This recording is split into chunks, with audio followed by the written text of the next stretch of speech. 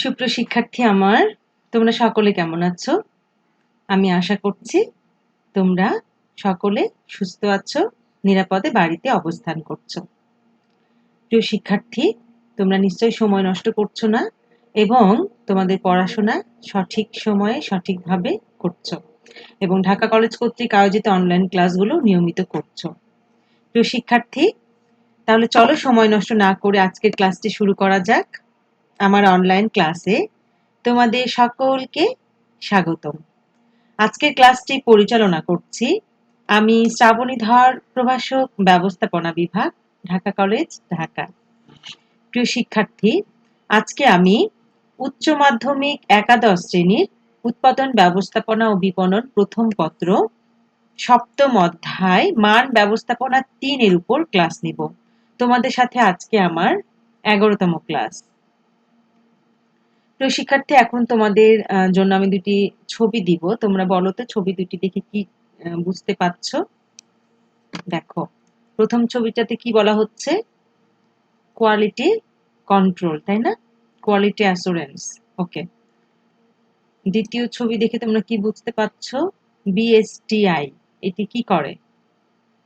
মান নির্ধারণ করে, মান উন্নয়নে কাজ করে এবং কি করে বলো তো?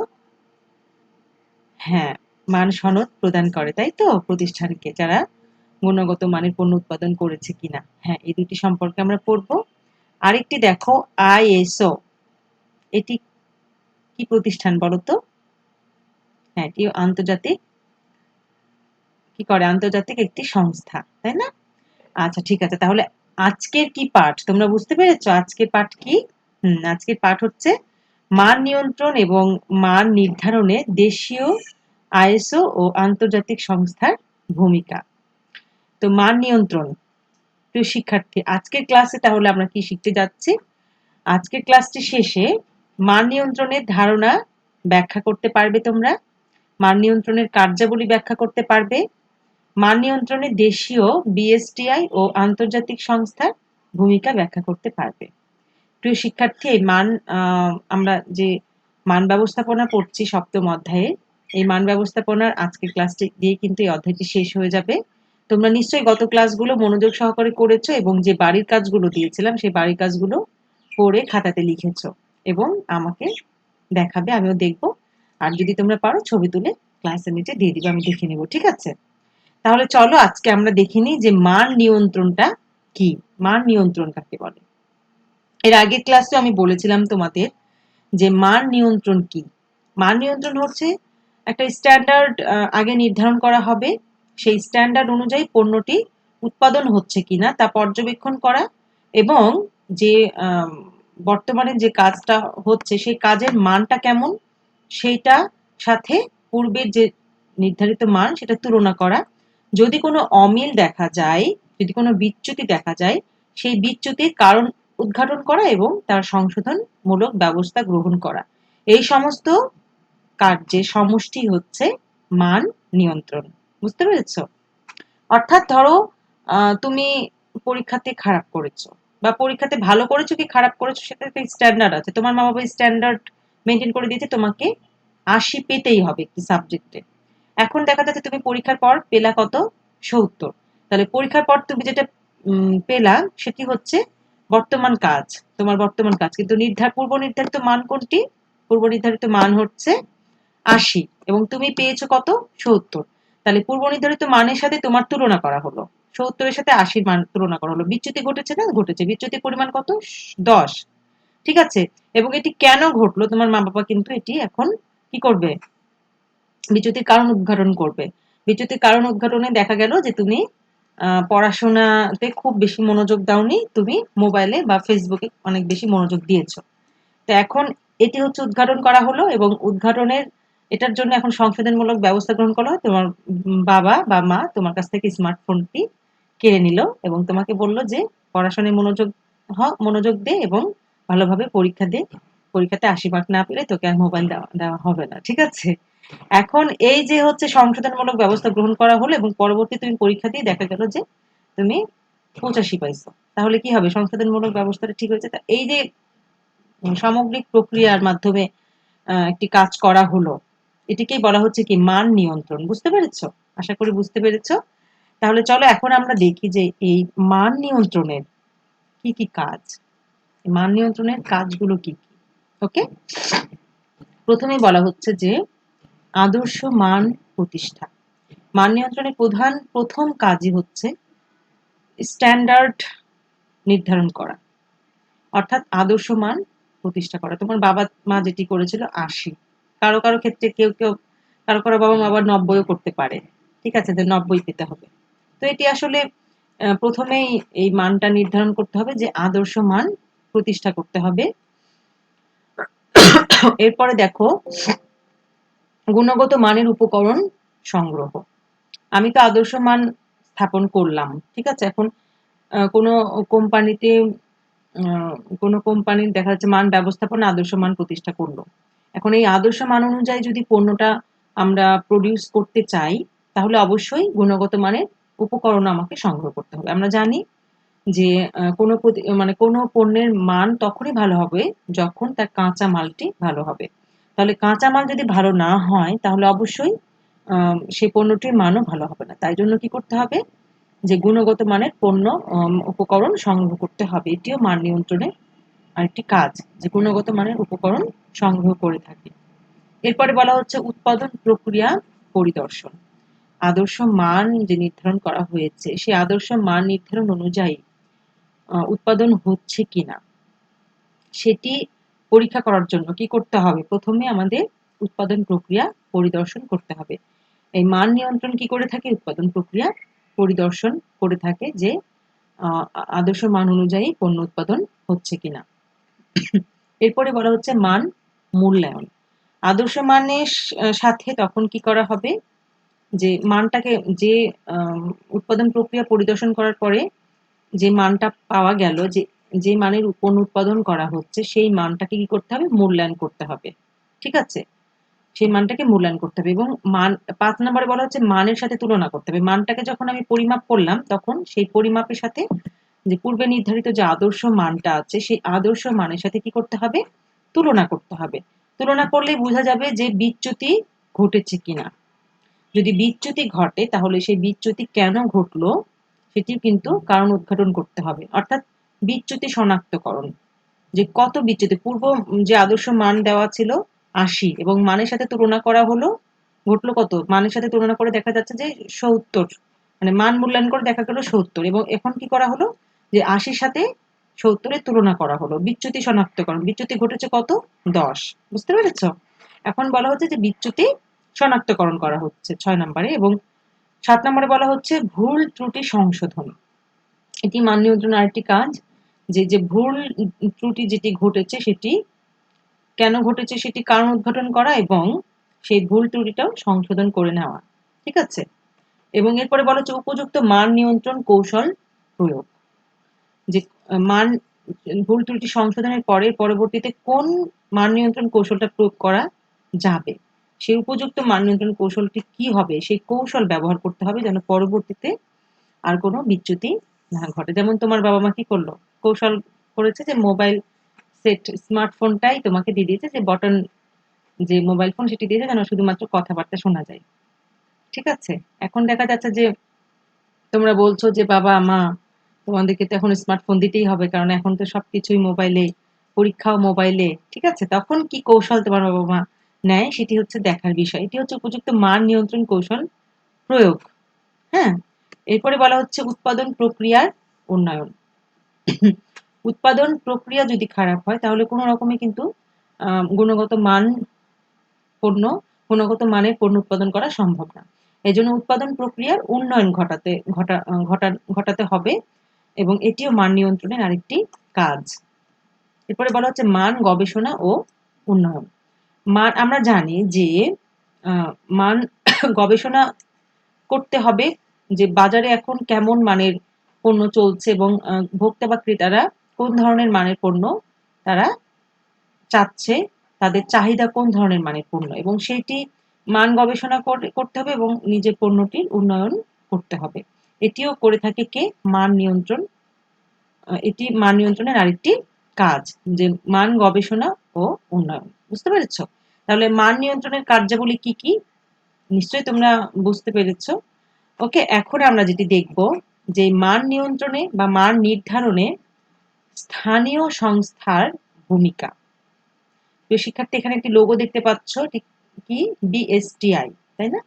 এই মান নির্ধারণে স্থানীয় সংস্থার ভূমিকা আলোচনা করো। এটি যদি তোমাদের আসে তাহলে প্রথমে তোমাদের এই যে বিএসটি এর পূর্ণ রূপটা কি এটি তোমাদের অবশ্যই জানতে হবে। Bangladesh standards and testing institution. BST এর পূর্ণরূপ কি? Bangladesh standards and testing institution. Okay, তাহলে বিএসটিআই কি করে থাকে দেখো, বলা হচ্ছে বিএসটিআই দেশের উৎপাদিত যে কোনো পণ্য, পদ্ধতি বা সেবার মান নির্ধারণ করে থাকে। ঠিক আছে, তাহলে যে কোনো দেশে উৎপাদিত, এখানে কিন্তু আঞ্চলিকের কথা বলা হয়েছে, অর্থাৎ বিদেশের কথা বলা হয়নি। এটা কিন্তু দেশের অভ্যন্তরে উৎপাদিত যে কোনো পণ্য, পদ্ধতি বা সেবার মান তারা কি করে থাকে? নির্ধারণ করে থাকে। এবং এটি হচ্ছে 1989 সালে স্পেশাল রেগুলেটরি অর্ডারের আওতায় সরকারি অনুমোদনের পর যে কোনো পণ্যের জন্য বিএসটি এর অনুমোদন ও পণ্যে বিএসটি এর সিল প্রদানকে বাধ্যতামূলক করা হয়েছে।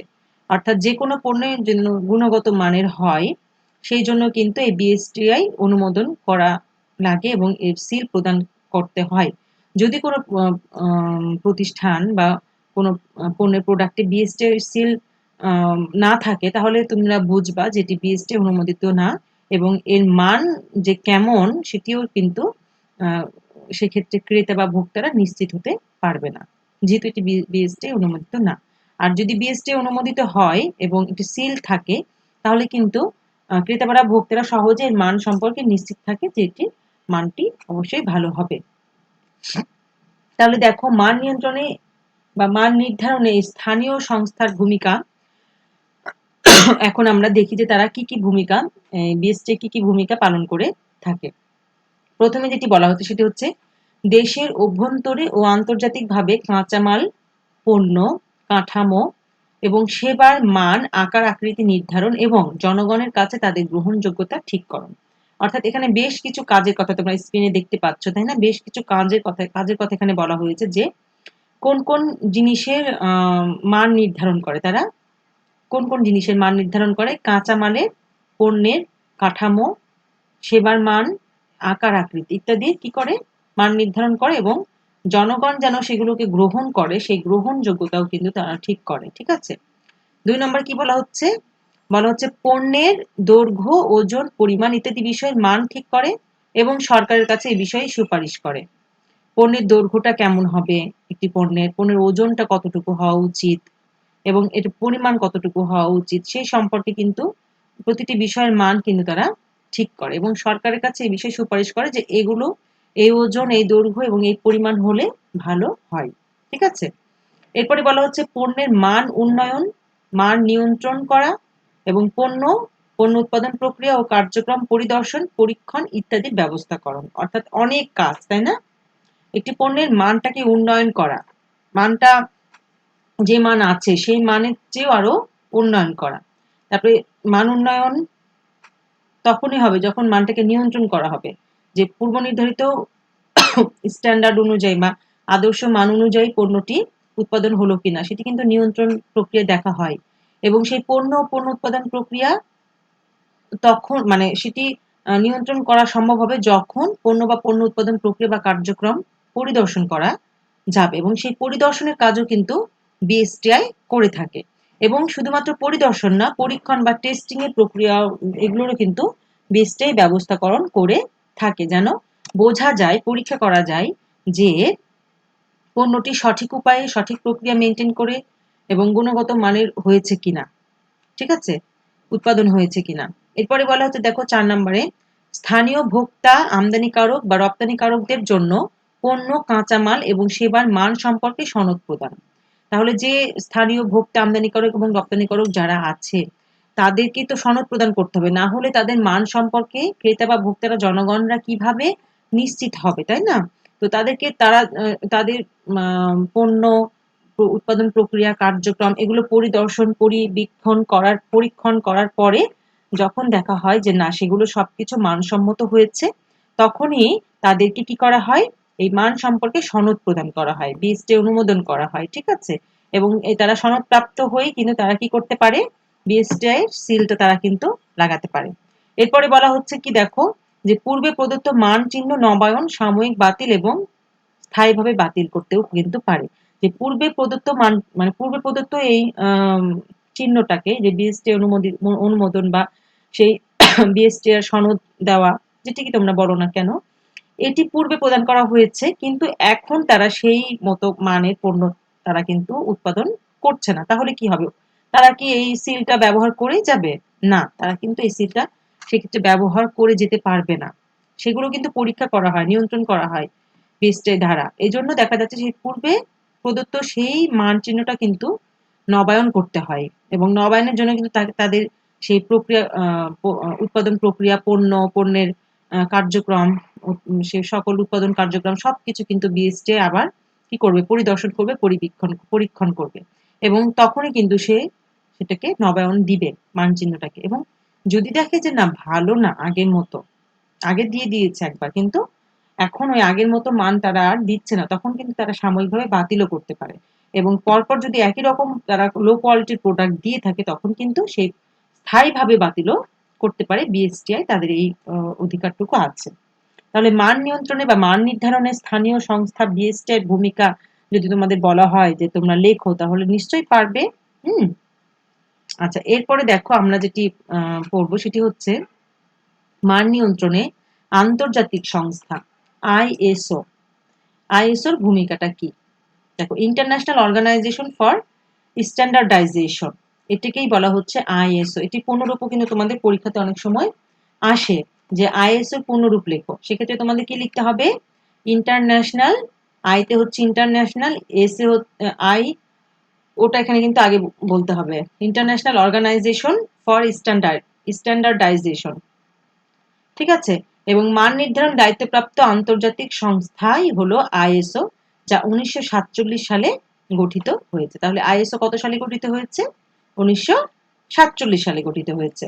প্রিয় শিক্ষার্থী, এই আন্তর্জাতিক পর্যায়ে এটাকে আমরা পূর্বের যে বিএসটিআই দেখলাম সেটি কিন্তু দেশীয়, অর্থাৎ দেশের অভ্যন্তরে স্থানীয় সংস্থা, আর এটি কিন্তু আন্তর্জাতিক সংস্থা। এখানে বলা হচ্ছে যে আন্তর্জাতিক পর্যায়ে মান বজায় রাখার জন্য প্রতিষ্ঠানটি আইএসও 9000 এবং পরিবেশ বান্ধব পণ্য উৎপাদনের জন্য আইএসও 14000 নামে দুই ধরনের স্বীকৃত দলিল প্রদান করে।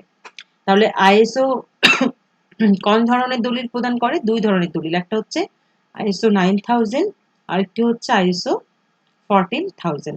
এই দুই ধরনের দলিলের কিন্তু দুই ধরনের কাজ, আমরা সেই দুই ধরনের দলিলের দুই ধরনের ভূমিকা আমরা দেখব, ঠিক আছে।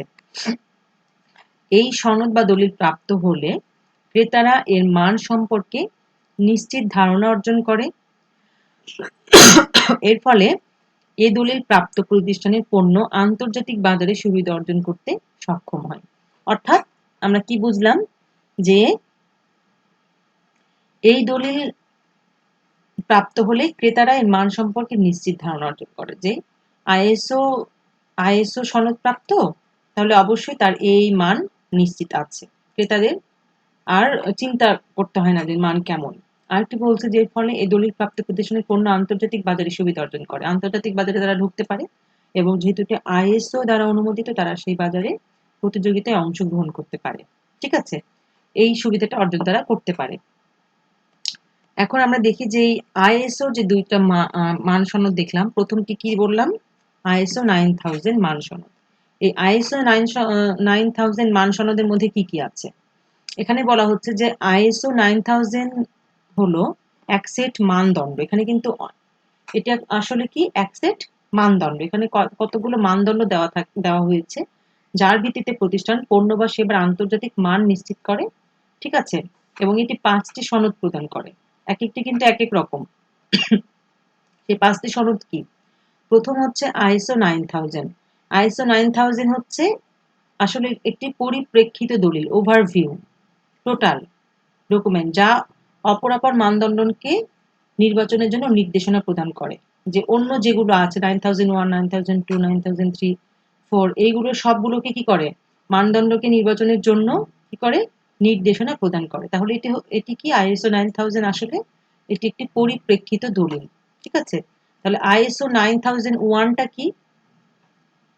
আইএসও 9001 এমন একটি মানদণ্ড যা মান সংক্রান্ত 20টি দিকের উপর দিক নির্দেশনা দেয়।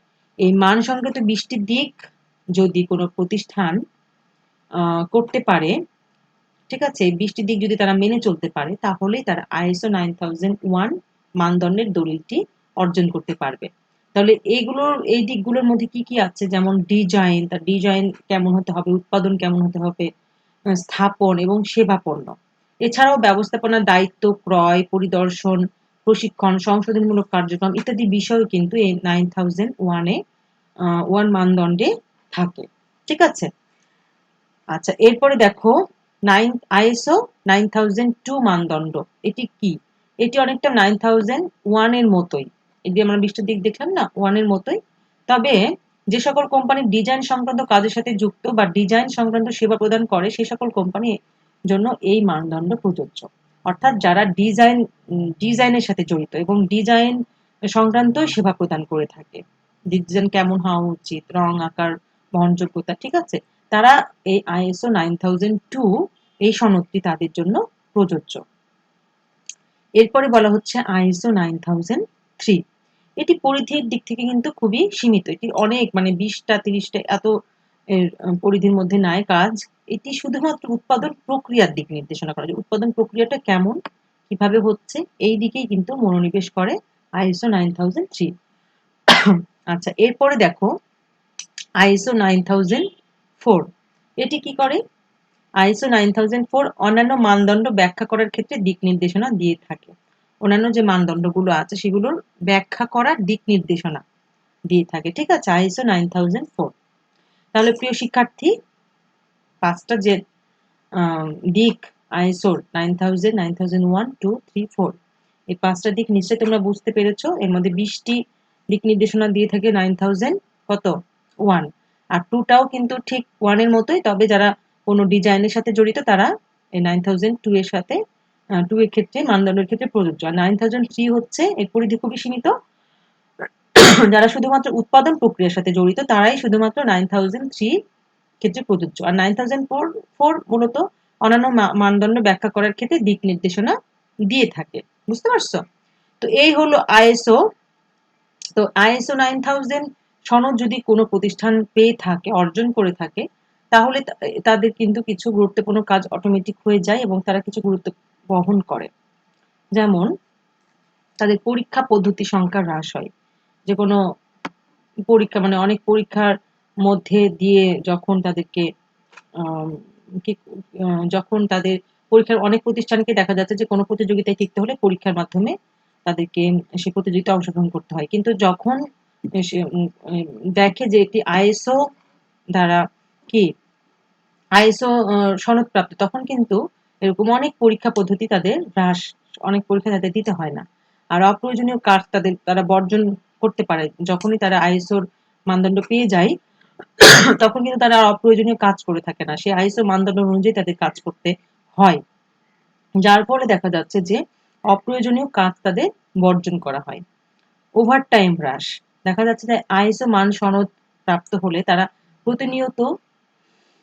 প্রতিদিনের কাজ তারা প্রতিদিন করে, শ্রম ঘন্টা তারা ঠিক মতো করে নেয়। যার ফলে দেখা যাচ্ছে যে শ্রমিক কর্মচারীও তারা যথেষ্ট নিয়োগ দেয়, যতটা আইএসও বলে থাকে। তো সেই মতো তারা যখন শ্রমিক কর্ম নিয়োগ দেয় সেই মতো প্রতিদিনের কাজ প্রতিদিন করে।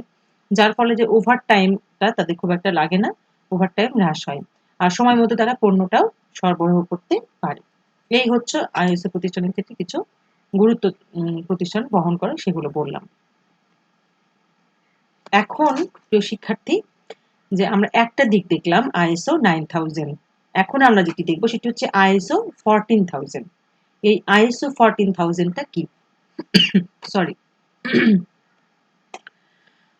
দেখো আইএসও 14000 একটি পরিবেশ বিষয়ক ব্যবস্থাপনা সিস্টেম। এর আগেরগুলো কিন্তু পরিবেশ বিষয়ক ছিল না, কিন্তু আইএসও 14000 আমরা দেখতে পাচ্ছি কি পরিবেশ বিষয়ক ব্যবস্থাপনা সিস্টেম। 1966 সালে, কত সালে? 1966 সালে পরিবেশ সম্পর্কিত দায়িত্বের শর্তাবলীর উপর ভিত্তি করে আইএসও একটি নতুন মানদণ্ড প্রবর্তন করেন যা আইএসও 14000 নামে পরিচিত। অর্থাৎ পরিবেশ সম্পর্কিত কিছু শর্তাবলী আইএসও প্রদান করে। ঠিক আছে, সেই পরিবেশ সংক্রান্ত শর্তাবলীর জন্য এটাকে বলা হচ্ছে কি আইএসও 14000 বলে আলাদা একটি মানদণ্ড দিয়েছে আইএসও, যেটিকে বলা হচ্ছে আইএসও 14000। এই সনদপত্রের মানদণ্ডে 4টি প্রধান দিক চিহ্নিত করা হয়। এই 4টি প্রধান দিকগুলো কি কি আমরা একটু দেখে নিই। প্রথমেই বলা হচ্ছে পরিবেশগত ব্যবস্থাপনা সিস্টেম। অর্থাৎ আইএসও কিন্তু কি করে থাকে, পরিবেশগত ব্যবস্থাপনা সিস্টেম। এটি আইএসও হচ্ছে পরিবেশগত ব্যবস্থাপনা সিস্টেম। দ্বিতীয়ত বলা হচ্ছে পরিবেশগত কার্য সম্পাদন মূল্যায়ন করে থাকে আইএসও 14000। এগুলো কিন্তু সব আমরা আইএসও 14000 এর কথা বলছি। ঠিক আছে, যে পরিবেশগত ব্যবস্থাপনা, এটি আসলে একটি পরিবেশগত ব্যবস্থাপনা সিস্টেম যে পরিবেশের উপরে আলোকপাত করে থাকে এবং পরিবেশগত কার্য সম্পাদন মূল্যায়ন করে থাকে এবং পরিবেশগত মোড়কের দিকেও চিহ্নিত করে থাকে যে মোড়কটা অর্থাৎ পলিথিন ব্যবহার করা হলো কিনা উপরে, তাহলে কিন্তু এটি পরিবেশের জন্য খারাপ। ঠিক আছে, সাস্টেইনেবল ডেভেলপমেন্ট যে বিষয়টা, সেই বিষয়টা কিন্তু এখানে মেনটেন করা হয়, মানা হয়।